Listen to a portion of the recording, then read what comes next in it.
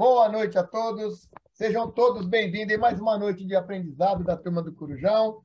Roberto Massaro Watanabe trabalhou no IPT, Instituto de Pesquisa Tecnológica, e ele é do Rotary Clube de São Paulo, Água Rasa, distrito 4.563. E ele vai nos presentear, nos brindar com uma fantástica palestra, como sempre, o significado e a garantia de um... Não, o significado e a garantia de um certificado.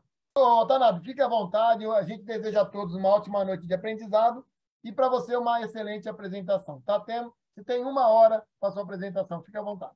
Obrigado a todos. Obrigado, Nelson, pelo convite para a gente dar uma palestra aqui na turma do Corujão. Eu me sinto muito honrado, né? E hoje nós vamos falar sobre certificado, que é um documento que algumas pessoas não conhecem e, por não conhecer, não tem uma boa qualidade de vida. Então, vamos ver o que é um certificado e qual é a garantia que o certificado pode oferecer. Para quem não me conhece, né, sou engenheiro civil e trabalhei no IPT. O IPT é uma das entidades certificadoras que fornece certificado de conformidade na área técnica. Sou membro da turma do Corujão desde o dia 24 de agosto de 2020. A minha madrinha é a companheira Érica Teixeira Ruiz, do Rotary Clube de Engenheiro Paulo de Fronten. E na palestra de hoje eu preparei cerca de 80 transparências, né, com legislação, normas e etc. E para não perder muito tempo nesse detalhe, eu coloquei tudo num PDF. O PDF está aí à disposição. Basta fotografar esse QR Code que vocês poderão obter todas as transparências que serão apresentadas nesta noite. O que é um certificado? O certificado é um documento que comprova que algo foi feito por alguém. Então, nós temos diversos tipos de certificado. O mais comum é o certificado de presença, dizendo que fulano esteve presente no evento tal, no dia tal, que se realizou em tal lugar. O certificado pode ser de frequência, que você frequentou um determinado curso, ou um certificado de participação, como esses que são entregues aqui na turma do Corujão. Pode ser um certificado de vacinação, eu estou vacinado, ou pode ser um certificado de conformidade. Para alguns, esse termo, certificado de conformidade, é uma novidade, mas deveria ser uma coisa de conhecimento corriqueiro. Não podemos confundir certificado com atestado. Tá? Atestado é um pouco diferente, porque quem atesta tem que ser alguém qualificado. Então, por exemplo, um atestado médico. Estive lá no doutor fulano, e o doutor fulano vai me dar um atestado dizendo que eu estive lá naquela data. Então, esse atestado só pode ser assinado por alguém com alguma qualificação. Não confunda também com diploma. Diploma é quando alguma entidade, né, uma universidade, né, uma escola, outorga. Diploma, ele não é dado, não é oferecido, ele é um símbolo de outorga de um título. Então, a pessoa faz um curso e, com esse curso, ela se qualifica a determinada atividade. Então, no curso de medicina, a pessoa faz o curso, presta um exame e aí ela passa nesse exame. Então, a universidade outorga um título chamado doutor para aquela pessoa. Então, isso que é um diploma. Eu tenho vários diplomas que eu recebi de Rotary Club por ter dado uma palestra naquele clube. Então, não é bem adequado, né, fornecer um diploma por ter feito uma palestra numa reunião de Rotary. E não confunda também com certidão, né? A certidão é outro documento que comprova que essa pessoa atendeu a determinados quesitos. Então, por exemplo, certidão de nascimento. Então, a pessoa, quando nasce, ela tem que ser registrada no livro de registro de pessoas naturais, lá no cartório de registro. Então, eu quero uma certidão. Então, esse cartório, somente esse cartório é que pode emitir uma certidão dizendo que, examinando aqui nos livros tal, né, número tal, folha número 426, encontrei aqui o registro de nascimento do fulano de tal, né, com o nome tal, filho de tal, filho de tal e assim por diante. Então, a certidão geralmente é emitida por cartórios. Então, por favor, não confunda certificado com atestado, com diploma ou com certidão. Por que será que a sociedade precisa de padrão, né? O que é um padrão? Então, por exemplo, comprei um aparelho elétrico, mas não consigo ligá-lo na tomada. A tomada da minha casa é de um jeito e os plugs daquele aparelho tem 3 pinos. Eu não consigo encaixar uma coisa com a outra. Então, seria interessante que houvesse um padrão. Ou o quadradinho está certo, ou o redondinho que está certo, né? Não é possível que os dois estejam certos. E aí, eu tenho, né, formatos diferentes. Vocês estão vendo aí que tem um plug com 3 pinos redondos, um outro que tem 3 pinos com chatos, o outro tem 3 pinos, mas numa outra disposição, o outro é 2 pinos, porém chatos, não é redondo. Então, por que será que existe tantos pinos diferentes de aparelhos elétricos?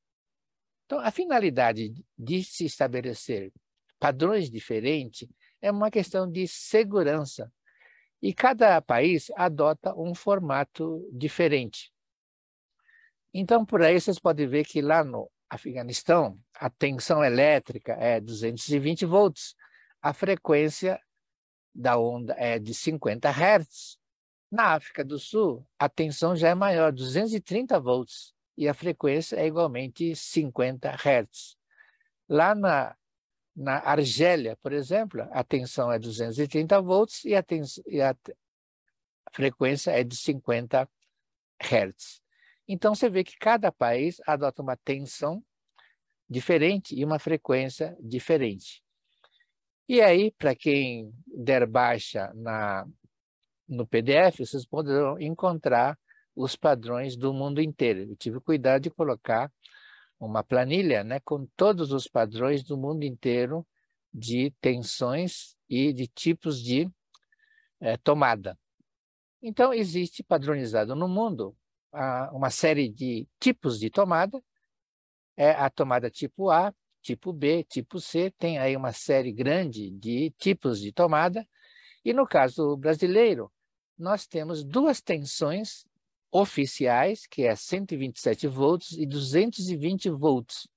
A nossa tensão não é de 110. A gente fala que aqui em casa é 110 volts, mas na verdade é 127 volts.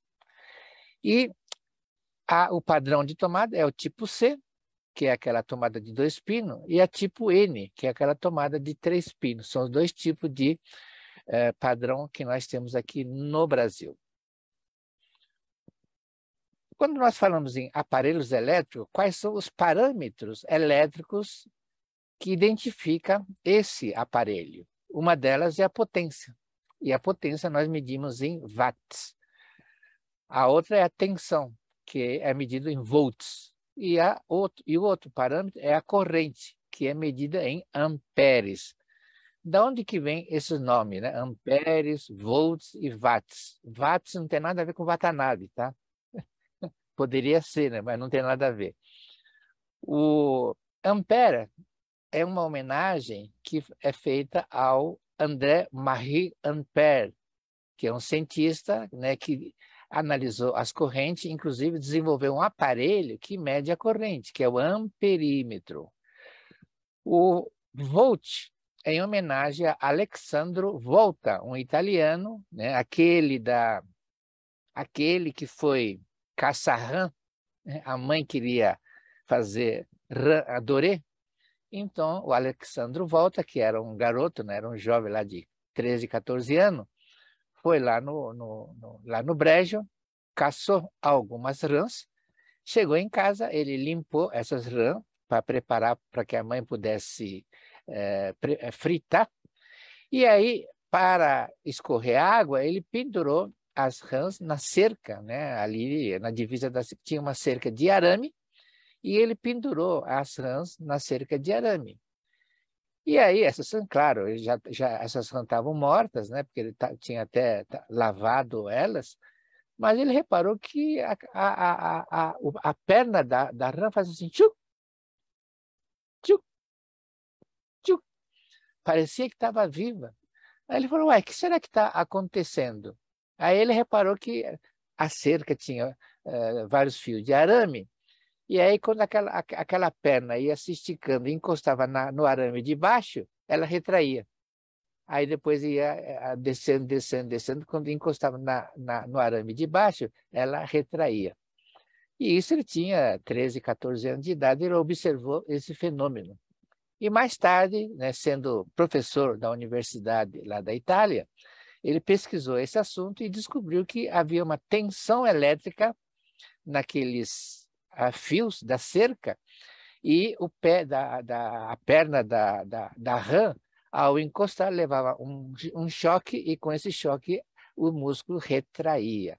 Então, o Alexandro Volta descobriu a tensão elétrica, né? E daí, em homenagem a ele, o aparelho que mede a voltagem, a tensão elétrica, chama-se voltímetro, né? E a unidade de medida é o volts. Então, nós temos 110 volts, 220 volts. E o outro parâmetro elétrico é o watt.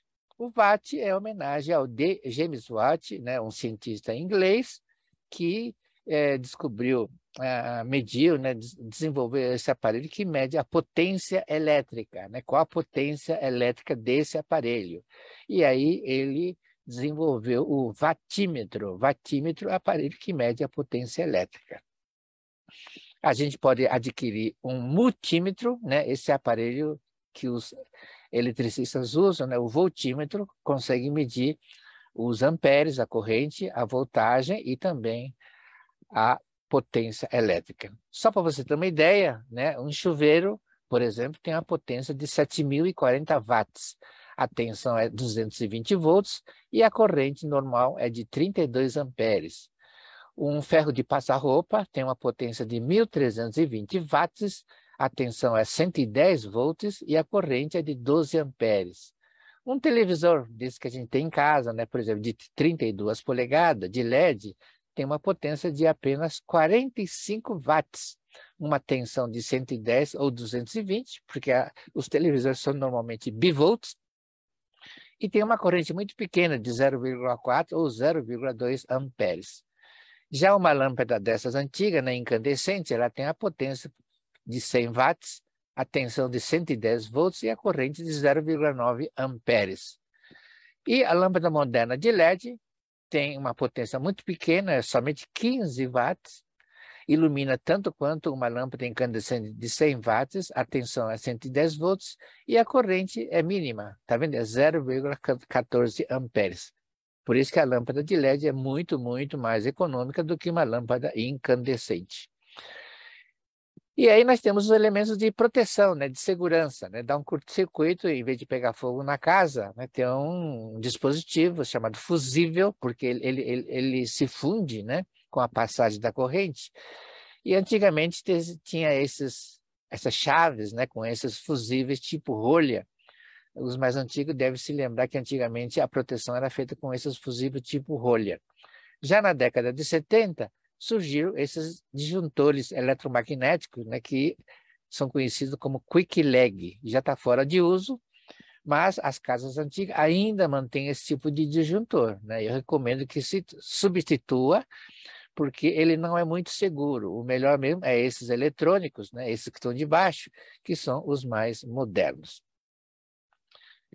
E proteção. Eu tenho um aparelho que tem que ser ligado em 110 volts, eu tenho um aparelho que tem que ser ligado em 220 volts. Então, o pino, ele tem um diâmetro diferente. Aquele que necessita de 10 até 10 amperes, os pinos são mais finos. E aquele que pode gerar até 20 amperes, os pinos são um pouco mais grossos. Você pode ver aí no desenho da direita que o furo, né, do 220, o furo é um pouquinho mais, o diâmetro é um pouquinho maior.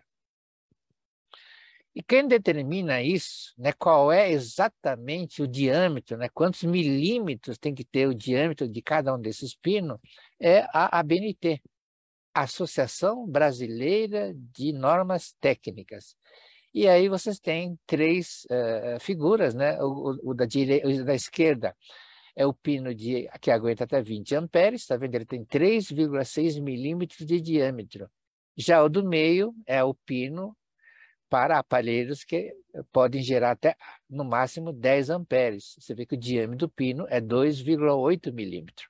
Então, é por isso que eu não consigo pegar um plug de 20 amperes e enfiar numa tomada de 10 amperes. Não entra, não cabe. Então, isso é feito propositalmente por uma questão de segurança.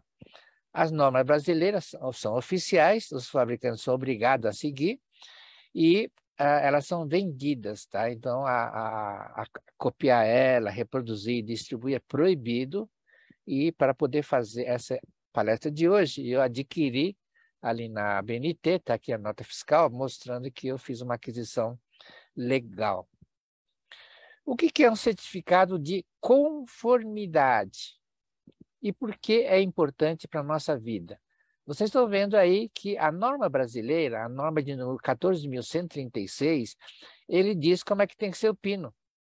Ora, um fabricante, aí do lado direito tem um certificado de conformidade, onde o solicitante, que é o Flexplug Indústria e Comércio, né, CNPJ tal, ela solicitou, né, que aquele produto que ela está fabricando fosse submetido a exame laboratorial. E aí saiu um certificado de conformidade dizendo que aquele produto que esse fabricante fabrica segue a norma ABNT, está aí no círculo vermelho, 14.136. Então, com isso, eu garanto que aquele plug ele entra em qualquer uma dessas tomadas, seja fio de extensão, seja uma tomada de sobrepor, seja essa tomada múltipla, né, que tem um monte de tomada, quer dizer, aquele plug que obedece à norma, que foi fabricado conforme a norma 14.136, ele pode ser utilizado em qualquer uma dessas tomadas e, quando você conecta, ele vai ficar firme, não vai ficar bamba, né, não vai ficar frouxo, não vai dar mau contato e nem vai ser difícil de enfiar e nem vai ser difícil de desconectar. Então, é um plug que obtém esse certificado de conformidade. Para quem não me conhece, está em minha carteira funcional de quando eu era funcionário do IPT. E uma das coisas que eu gostava muito de fazer era ensaio de porta. Ensaio de porta era uma das ensaios que eu mais gostava de fazer no IPT. Por quê? Tem uma série de tem uma norma que determina que aquela porta tem que obedecer a uma série de ensaios.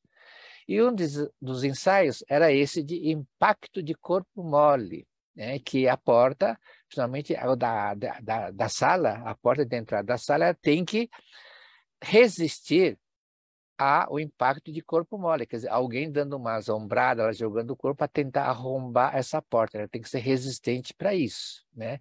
A porta do banheiro não precisa, a porta do quarto não precisa, mas a porta de entrada da casa, ela obrigatoriamente tem que resistir a essa tentativa de arrombamento. E a norma é essa, a ABNT, NBR 15.930. E essa norma diz o seguinte, olha, você tem que prender a porta e pegar um saco, né, um saco de couro cheio de areia e puxar ela, prender ali no ponto de fixação no teto, puxa ela e solta.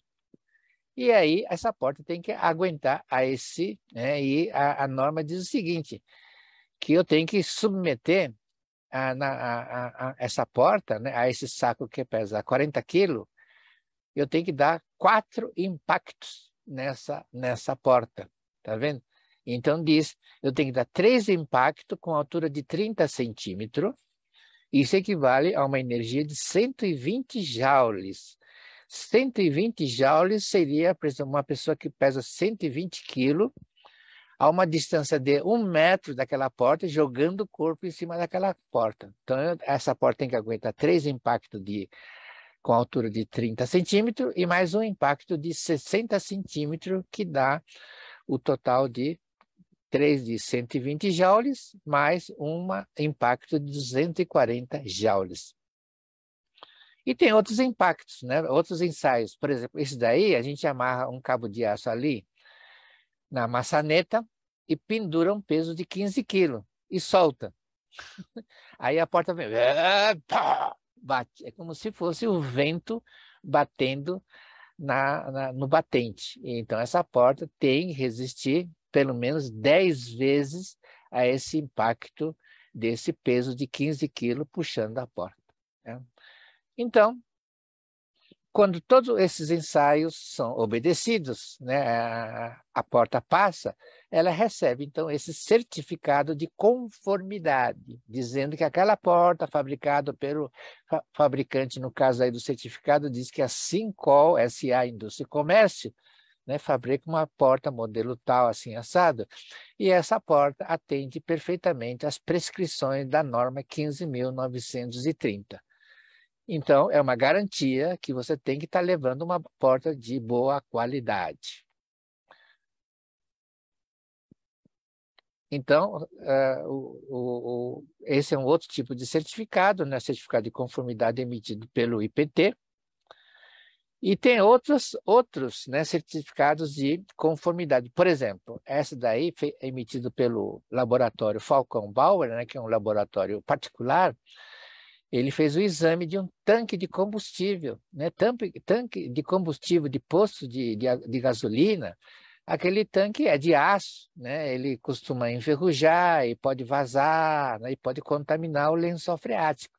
Como o tanque é enterrado, a gente não percebe que está vazando, né? Então, você contrata a Falcon Bauer, ele vai até o local, faz um ensaio de estanqueidade daquele tanque e aí emite esse certificado de conformidade dizendo que o tanque obedece integralmente às prescrições da norma, quer dizer, não tem vazamento, né? E pode ficar garantido. Nós temos no Brasil, né, um programa chamado Procel, que é um programa do governo federal, coordenado pelo Ministério de Minas e Energia, né, e procura racionalizar o uso de energia elétrica e procura recomendar para que os consumidores prefiram adquirir aparelhos que consomem menos energia elétrica. Então, tem um selo, chamado selo do Procel. Aí vocês podem ver que aí é um selo para aquecedor de central, né, aquele a gás, né, para você tomar banho. O do meio é de um chuveiro, né, e o outro é de um condicionador de ar, né? Então, aí em Ribeirão Preto faz muito calor, né, vou comprar um aparelho condicionador de ar, tem várias marcas lá, tem umas 30 marcas. Eu vou dar preferência a uma marca que consuma menos eletricidade, né, porque isso vai pesar no meu bolso. E isso quem vai determinar é o selo Procel. Aí eu tenho outro para fogão a gás, outro para refrigerador, outro para forno de micro-ondas, outro para ventilador de parede. Então, cada tipo de aparelho elétrico, seja liquidificador, né, e etc., todos eles têm que é obrigatório apresentar o selo do Procel. E tem também selo, né, só para você ter uma ideia, selo de ruído, né? Comprei aqui um liquidificador, né? Comprei uma batedeira de bolo. Então, só que essa marca aqui, da esquerda, produz 81 decibéis. Já esse outro fabricante, que tem um outro produto, o liquidificador emite 86 decibéis. Ele é mais barulhento, né? Então, na hora de escolher, você pode escolher pela cor, né? Pelo formato lá do copo do liquidificador, mas deve também levar em consideração o ruído, né, e a quantidade de eletricidade que ele consome. Não é tão importante a quantidade, porque o liquidificador não vai ficar ligado o dia inteiro, mas o barulho é uma coisa que incomoda. Existem também normas, né, de desempenho. Está vendo? Se o desempenho daquele aparelho é adequado ou não. Então, o que é o Procel? O Procel é o Programa Nacional de Conservação de Energia Elétrica. É um programa do governo federal e vocês devem, eu recomendo que vocês conheçam melhor o Procel através da internet. Então, você tem lá no site do Procel dicas sobre economia de energia. Lá diz quais são os consumos médios dos aparelhos. Também diz o que significa esse programa chamado Procel, como utilizar esse selo Procel, para que serve esse selo Procel. Existe selo Procel até para edificações, né? Estão lançando um prédio de apartamento novo, né? Aí em São José do Rio Preto, mas espera aí, esse prédio aí, ele vai ter gerador de eletricidade? As lâmpadas nas áreas comuns é de LED ou é de lâmpada incandescente ou é de fluorescente? Então, o prédio ele é econômico do ponto de vista de eletricidade, então pede-se uma análise laboratorial. O laboratório vai até esse prédio que está sendo lançado e analisa todos esses aspectos de consumo de eletricidade e dá um selo de consumo de energia elétrica para aquele prédio. Na indústria, comércio também recebe selo Procel, né? Inclusive o poder público, né? As entidades, né, que trabalham, a concessionária de energia elétrica, iluminação pública, né? Essa empresa está colocando lâmpadas adequadas, lâmpadas de LED, né? Ou lâmpada de vapor de mercúrio, aquelas que consomem muita energia elétrica. Então, tudo isso tem uma certificação, né, um certificado emitido por algum órgão de certificação. Então, seria interessante que todos nós, ao adquirir qualquer produto, por exemplo, fui comprar uma lâmpada, né, a lâmpada do quarto queimou, então eu fui na loja de material de construção, uma loja de iluminação, para comprar uma outra lâmpada. Verifiquem, né, se na embalagem tem o selo Procel, tá? Hoje em dia, com essa pandemia e com muito contrabando que existe no Brasil, tem muito produto contrabandeado. Então, eles prometem lá 8.000 horas, né? A lâmpada LED diz que aguenta 8.000 horas. Né? Eu já comprei um monte desses aparelhos que depois de 3 meses já não funcionava mais. Tá? É pura picaretagem. Então, procure ver se tem o selo da Procel, é a garantia de que realmente aquelas lâmpadas vai durar anos e anos. E esses produtos contrabandeados, eles não têm o selo do Procel. Tá? Então, procure se inteirar melhor com relação a isso. Está vendo? As embalagens dos produtos certificados têm aquele selo dizendo quanto que consome de eletricidade cada uma dessas lâmpadas. E aí você tem lá um aparelho de ar-condicionado, uma geladeira, um fogão. Todos eles têm que ter obrigatoriamente o selo do Procel. E aí você tem um aquecedor de água, né, marca Lorenzetti, é fabricado aqui na Moca, né? Lorenzetti fica aqui na Moca, né? O dono, o diretor lá é membro do Rotary de São Paulo, Moca. O ventilador de parede, ventilador de teto, todos eles têm que ter o selo da certificação do Procel. Não comprem nada elétrico que não tenha o selo Procel. Então, os fabricantes, os importadores, né? Eu quero importar ventilador de teto lá da China. Legal, eu posso importar, tá? Pago a taxa de importação. E tem que submeter esses meus aparelhos a algum laboratório, por exemplo, no IPT. A IPT vai ver se aquele ventilador de teto atende às prescrições da norma brasileira de segurança, de consumo de eletricidade. E se atender os requisitos de norma, ele recebe o selo do Procel. Então, mesmo produtos importados, obrigatoriamente, tem que ter o selo Procel.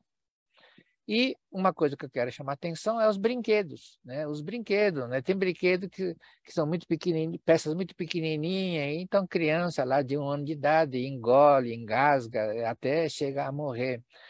E tem brinquedos que oferecem, tem arestas cortantes, pontiagudo e coisa e tal, oferece algum risco para crianças até 3 anos de idade. Então, o Inmetro tem uma série de normas que fala sobre segurança dos brinquedos. Então, também não comprem brinquedo para criança que não tenha o selo do Inmetro, ou o selo da Brinq, né, que é a Ação Brasileira de Fabricantes de Brinquedos.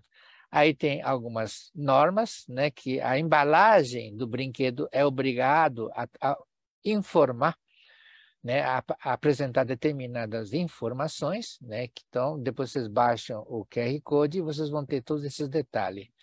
E aí você tem uma lista grande, quais são os certificados emitidos pelo Inmetro. Inmetro é o Instituto Nacional de Metrologia. Então, tem certificado de desempenho, certificado de conformidade, certificado de saúde e segurança, certificado de sustentabilidade, certificado de segurança, certificado de saúde, certificado de meio ambiente. Então, por exemplo, estão vendo um brinquedo que é um carrinho, tá vendo? Então, na própria embalagem do carrinho tem um selo lá do Inmetro, e aí diz quais são os cuidados que tem que ser tomado e etc., né? Qual é a faixa de idade para esses brinquedos, né?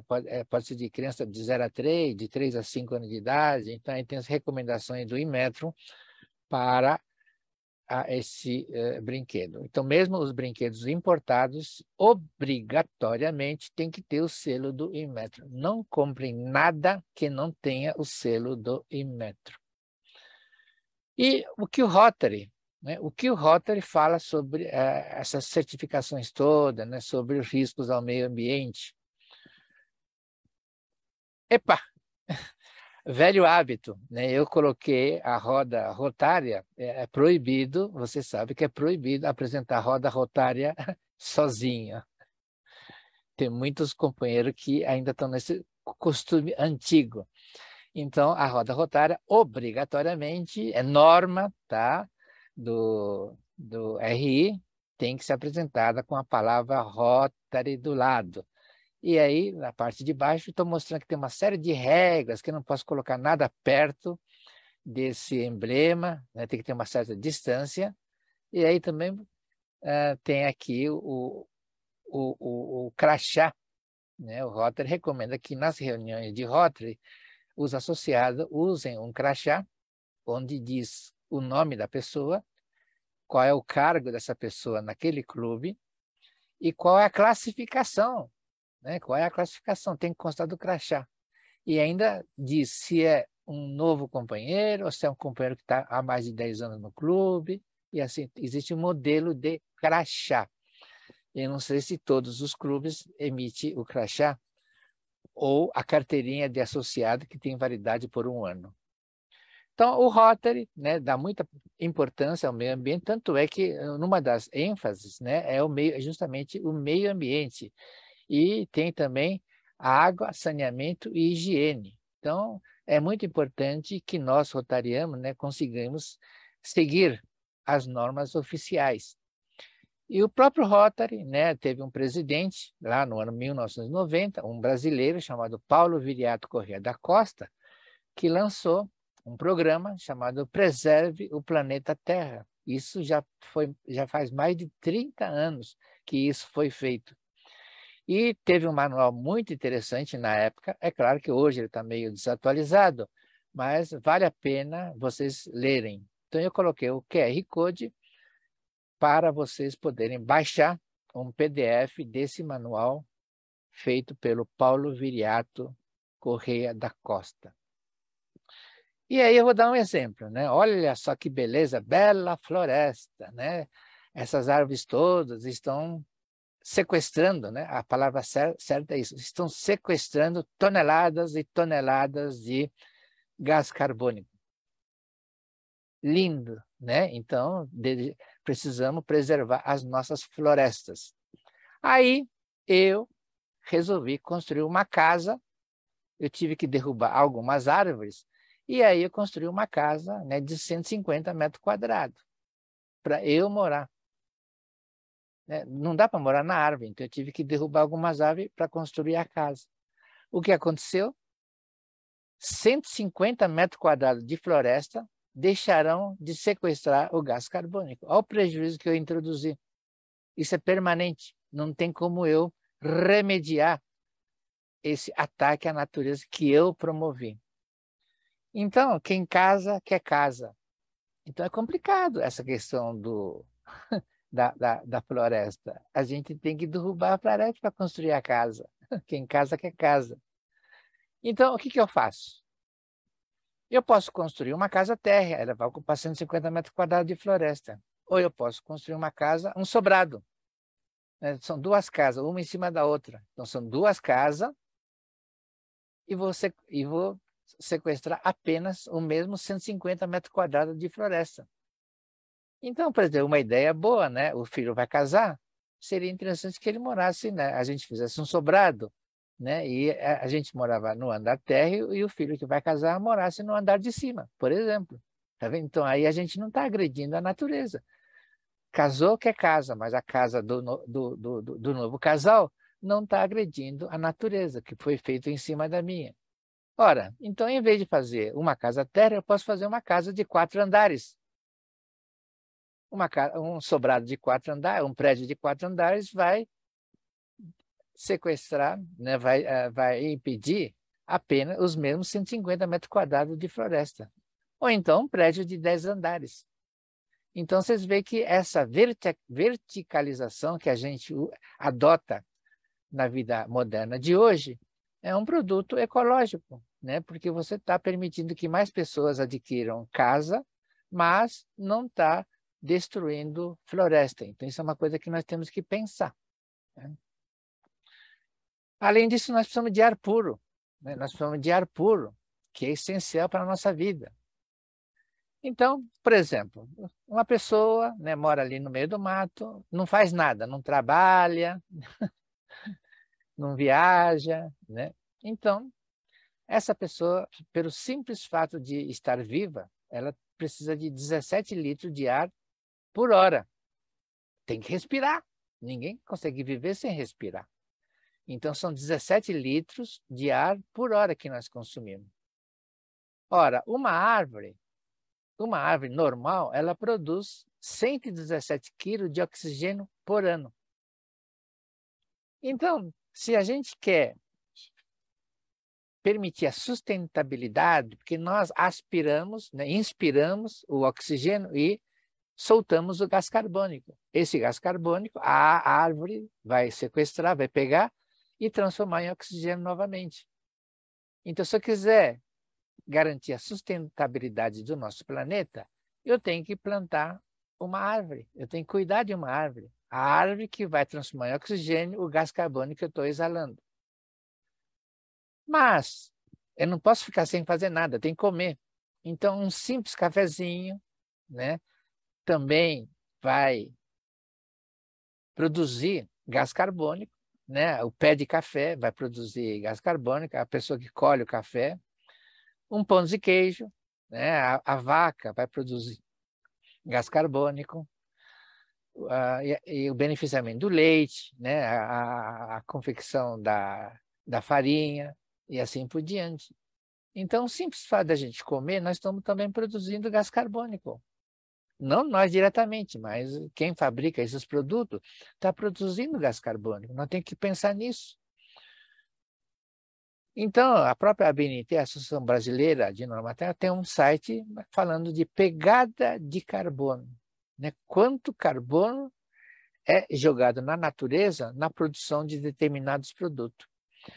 Então, a gente vê muitas campanhas aí falando do meio ambiente, do verde, coisa e tal, e o pessoal fala assim, não, vamos plantar árvore, vamos plantar árvore. Mas, gente, não basta plantar uma árvore. Não basta plantar uma árvore. Por exemplo, uma família, né, que tem pai, mãe e 2 filhos e que consome 400 kWh de eletricidade por mês e que consome um botijão de gás por mês, E que no transporte individual, a esposa usa o carro para levar as crianças na escola, para ir no supermercado, para ir trabalhar. E o carro dela é um carro movido a gasolina, um motor 1.6. E ela vai na escola, né, para levar as crianças na escola, ela percorre 240 quilômetros por mês, no supermercado mais 40 quilômetros. E o marido, para ir trabalhar, né, e nos domingos de lazer, também tem. Então, total, essa família percorre 1.530 quilômetros por mês. Então, tudo isso é gás carbônico que aquele carro está jogando para a atmosfera. Então, além do gás carbônico que a gente emite, só porque nós estamos respirando, além do gás carbônico que nós emitimos, porque nós consumimos, né, por causa da pegada de carbono, e do carro que a gente usa para ir trabalhar e coisa e tal, olha o que acontece. Eu submeti esses dados, pai, mãe, filho, etc., nesse site iniciativaverdeorg.br, calculadora, para calcular quantas árvores essa família precisaria manter para compensar todo esse gás carbônico que essa família está emitindo. E esse site está me dizendo que essa família precisa cuidar de 15 árvores. 15 árvores. Então, de repente, a Rosimel, aí em Ribeirão Preto, fez uma campanha aí e falou assim: Watanabe, vem aqui até Ribeirão Preto plantar uma árvore, a sua árvore, a árvore Watanabe. Eu falei, tá bom. Aí eu peguei o meu carro, né, viajei aí 350 quilômetros para ir, 350 quilômetros para voltar, joguei um monte de gás carbônico no meio ambiente para plantar uma árvore. Gente, ridículo, entendeu? Uma árvore só não compensa esses 700 quilômetros de viagem que eu fiz com o meu carro. Entendeu? Então, cuidado, né? Olha, fizemos aqui no nosso distrito uma campanha e todo mundo plantou árvore, mas talvez aquela quantidade de árvore que vocês plantaram não é suficiente nem para compensar o gás carbônico que o pessoal emitiu para ir a esse evento. Então, gente, não basta essas entidades, o IPT e tudo mais, emitir os certificados de conformidade. O que está sendo feito atualmente na humanidade é absolutamente insuficiente para a sustentabilidade do planeta. Você viu, foi feito um monte de, né, encontros mundiais aí, desde o Rio, né, desde o Rio de Janeiro e tudo mais. Não diminui a quantidade de gás carbônico que nós estamos emitindo atualmente na Terra. Tem aí os acordos, né? Acordo de Paris, Acordo de Rio, fazem 500 mil acordos governamentais, mas a coisa está aumentando, Então, nós precisamos pensar um pouco melhor, né? E nós, como rotarianos, que somos líderes nas nossas respectivas áreas de atuação, seja profissional, comercial, industrial, ou mesmo líder comunitário, nós temos a obrigação de divulgar os trabalhos dessas entidades. Está cheio de sites mostrando como se calcula o gás carbônico que a gente emite, tá? E os trabalhos que esses institutos e laboratórios tecnológicos emitem os certificados. E também precisamos ter atitudes, né, que garantam a sustentabilidade, que garanta a preservação do planeta Terra para as próximas gerações que nos sucedem. Eu já estou com 75 anos de idade, eu já estou quase desobrigado. Eu já não sou obrigado a votar, entendeu? Eu já estou mais ou menos desobrigado de ficar plantando árvores na minha vida. Então é isso, gente. Era esse o recado que eu queria passar. E aí está o QR Code novamente para vocês baixarem o PDF com todas essas instruções contidas na palestra de hoje. Muito obrigado. Parabéns, companheira Watanabe. Maravilhosa apresentação, mais uma brilhante palestra, né? Sua realizada aqui conosco. E agradecer, né, a companheira Cidinha, que ela que é só empresária, né? E ela vai agendando aí com você as apresentações. Obrigado, viu, Cidinha? Agradecer o Nelson, né, que aceitou do Watanabe. Como sempre, as palestras do Roberto são fora de série, né? A gente está sempre... É uma escola mesmo, o Corujão é uma escola, e cada palestra dele é uma aula sensacional que a gente vai aprendendo muito mesmo, viu? Muito legal, muito bacana, parabéns, Roberto. E a sugestão que eu tinha dado também para o Nelson, de você vir dar aquela outra palestra que você deu na UAB sobre os seus pais lá, a imigração deles para cá. Põe aí na sua listinha, Nelson, essa daí também, uma palestra sensacional, que eu assisti no YouTube. Fora de série, Amanhã. Roberto, parabéns, viu? E obrigado por estar aqui com a gente. Você é muito humilde quando diz que você é um simples engenheiro. Isso é muita humildade de sua parte. Eu diria o seguinte, você é um grande engenheiro, e não apenas um grande engenheiro, você é um grande profissional, um grande conhecedor dos mais diversos assuntos, né, que você já abordou aqui na turma do Corujão. Então, realmente, é uma satisfação sempre ouvir, assistir uma palestra, uma exposição que parta de você. Mas eu queria aproveitar para te fazer uma pergunta. Você não participou daquele evento que teve aqui, ocorreu a semana passada aqui em Álvares do Machado? Estive lá, chama Shokonsai.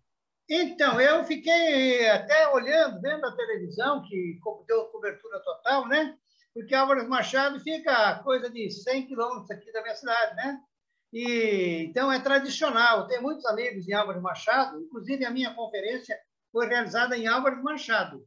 E lá eles têm um cemitério, né? Onde são depositados, enterrados, vamos dizer assim, sepultados, os japoneses, né? Da colônia antiga, principalmente, não sei se hoje ainda acontece, mas é um evento tradicional. E eu imaginei que você pudesse estar lá. Se eu soubesse que você estaria lá, eu teria marcado para tomar um café com você, viu? Tá? Não, inclusive eu não encontrei um monte de primos da minha família, porque estavam lá na organização desse evento. E é um evento que marca muito, porque na década de 40, teve lá uma pandemia, não sei se foi de malária, não sei o que aconteceu, que morria um atrás do outro. E temos história, inclusive na nossa família, dizendo, olha, fui no cemitério enterrar o meu marido e quando retornei em casa, meu filho estava morto. Então, morria um atrás do outro por causa dessa pandemia que teve naquela região. E os brasileiros proibiram os japoneses de enterrar os mortos no cemitério da prefeitura, tanto em Álvares Machado, como em Bernardes, Presidente Prudente, porque o brasileiro dizia o seguinte, eu vou morrer e não vou querer estar enterrado do lado do inimigo japonês. A censura era do povo. Então, o japonês que morria não tinha onde enterrar os seus mortos. Olha que coisa triste, era uma agonia enterrar um morto que não tinha onde enterrar. E aí, a colônia lá de Álvares Machado conversou com o prefeito e o prefeito doou um terreninho ali perto, né, um pouco distante lá do centro, e falou, olha, vai enterrando aí, ó. E aí, esse cemitério foi tombado posteriormente pelo patrimônio histórico e é o único cemitério de japoneses. E só estão enterrados aqueles que morreram na pandemia da década de 40. Se hoje eu morrer, eu não posso ser enterrado nesse cemitério, chama Shokonsai. E essa cerimônia, todo ano, a colônia japonesa faz, e eu estive lá, e o ponto alto, que durante o dia tem festividade, danças, campeonato de sumô, essas coisas. Agora, quando chega às 6 horas da tarde, se acende as velas em cada uma daquela sepultura. Olha, eu sentei e chorei, sabe?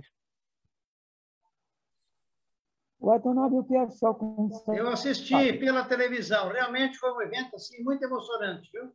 Pode falar. Shokonsai. Em japonês significa o quê? Shokonsai, traduzindo assim, literalmente, é uma espécie de Dia dos Finados. Então, é o dia que a gente rememora os mortos, né? Que a gente rememora, né? Comemora no dia 2 de novembro, mas eles, lá lá de Álvares Machado, eles comemora na primeiro domingo de julho de todo ano. Foi muito emocionante, realmente. Eu acompanhei pela televisão e fiquei esperando ver você. Infelizmente, não tive essa oportunidade, mas eu imaginava que você estivesse lá, viu?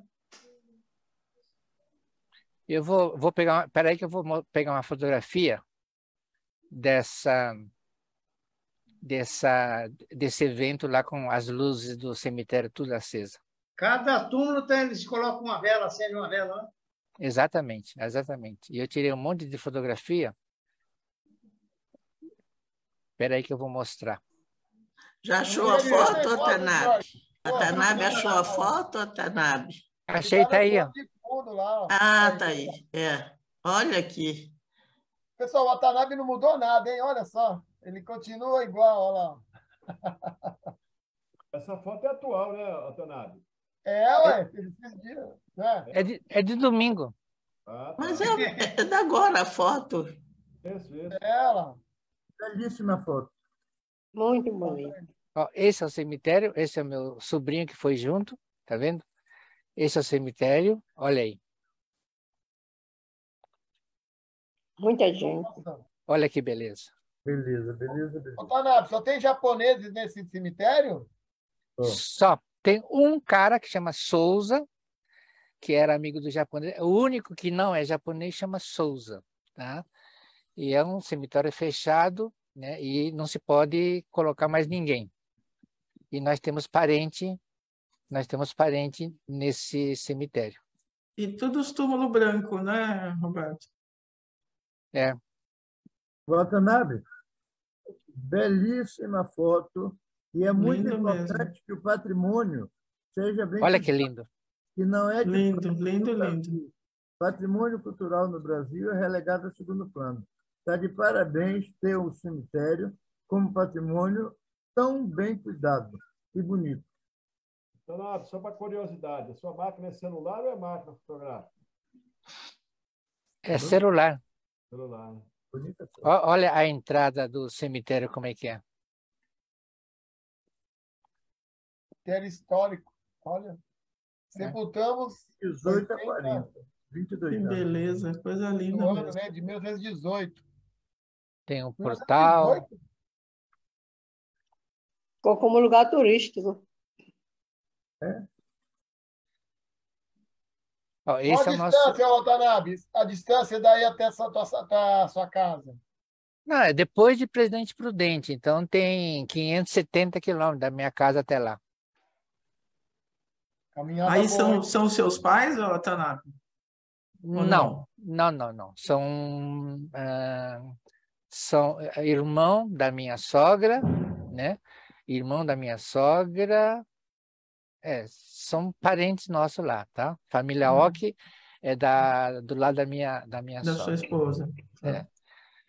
E daqui é a plantação, né? Que meu primo ainda vive. Eles plantam, Hortaliça, né? eles plantam e vendem isso, tá? Isso daqui é a entrada do cemitério, né? Tem essas homenagens. Tem esse portal, tá vendo? Tem umas placas comemorativas, né? Esses são os parentes nossos, né? Aqui está eu lá. Muito legal. Muito bem, parabéns. É isso aí. Cidade que o Watanabe visitou esses dias aí, a semana. Nossa, Ai, que lindo. maneira Olha que essa lindo, foto, hein? tudo iluminado. Adorei. Nossa, lindo. Com esse Olha. lago aí embaixo. Tá vendo? É um Lindo, cemitério pequeno, né? Ele é todo murado, tá vendo? É todo fechado, tá? E tudo E aí- iluminado? E Com cada velas, são as velas. em cada túmulo, né, foi colocado uma vela, tá vendo? E foi aceso, ó, tá vendo? Aqui ainda durante o dia as velas estavam todas acesas. E aqui eu tirei uma de longe, né, para mostrar o espetáculo. Olha como é que fica lindo. Realmente, espetáculo. Então foi nessa foto que eu sentei aqui na beira desse lago e fiquei muito emocionado. inclusive agora. Parabéns. Obrigado por compartilhar conosco, Watanabe. Respeito, nosso respeito, viu, Watanabe? Tem tradição, né? A cultura Muito japonesa. Nosso respeito. Vamos fazer as considerações finais agora para a gente fechar o Facebook. Com você, Watanabe. Fique à vontade, por favor. Eu quero agradecer pela atenção de hoje, porque esse negócio de certificação é uma coisa muito séria, tá? E o brasileiro não leva muito a sério as questões dos rótulos, dos padrões, das normas, dos decretos, né? E seria interessante que a gente pudesse levar mais a sério, né? Tem muita gente tratando, né, de padronizar, de ensaiar, né, para garantir que os produtos que cheguem no consumidor, né, em condições adequadas, né, de saúde e de bem-estar. E só queria lembrar mais uma vez, né, essa viagem ao cemitério lá em Álvares Machado. Está aí eu na entrada, né, do portal. E aqui eu quero mostrar para vocês uma fotografia do cemitério, né? Com as velas refletindo aqui nesse lago. Está vendo? É um cemitério pequeno. E eu tenho uma outra foto aqui mostrando. Olha que lindo esse espetáculo. Mas foram colocadas uma vela em cada sepultura. Aqui tem a população. Nossa, o que tinha de gente, né? Impressionante. E aqui tem uma foto, essa sepultura dos nossos antepassados, tá vendo? Então é isso, gente. Então, fica à disposição, né? Se houver interesse de alguma outra assunto que eu tenha experiência, é só agendar. Obrigado, gente. Por hoje, obrigado a todos. Um beijo a todos. Peço a todos uma calorosa salva de palmas para o companheiro Watanabe. E agora é o momento de agradecer a todos do Facebook, a todos que estiveram na sala. E o nosso tchau, Facebook! Tchau, Facebook! Tchau, tchau. Boa noite a todos, boa noite a todos.